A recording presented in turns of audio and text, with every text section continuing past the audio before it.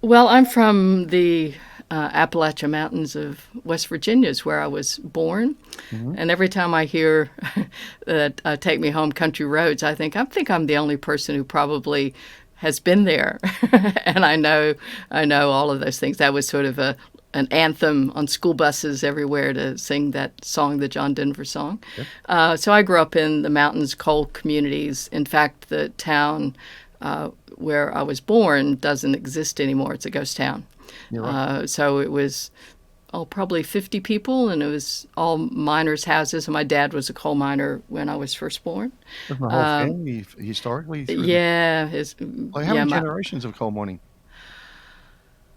oh, since the early 1800s, I would have thought. You're right. Okay. So that was the economy, and because it's in the mountains, there's some farming, but it's not farming commercially or farming for any of that.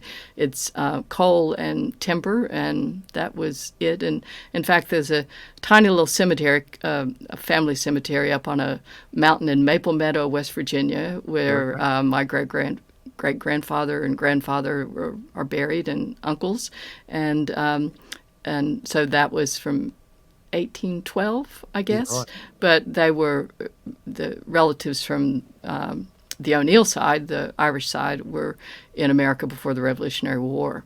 So it's a lot of time in the mountains. And what did you say? Did you say the town was the size of 50 people? Yeah, it was all miners' houses, and I started school there. And school And pretty school was pretty basic for what I've read.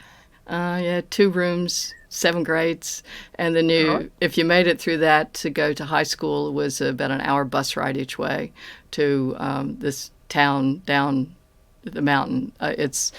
Looking back on it, it's kind of an amazing story. But when you're there and you're a child, you just think, well, this is the way people live. You don't Mm. have any sort of greater idea. And the mines were still operating then. And one of my memories is there was the railroad, which carried all the coal to market, went in front of all the miners' houses, and the school was on the other side of the railroad tracks.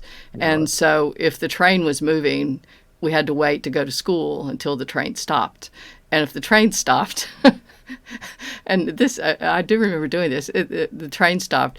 Sort of all the mothers would go down to the edge of the tracks, and when they'd go now, and we would go under the coal cars and up the other I know. side and go to school.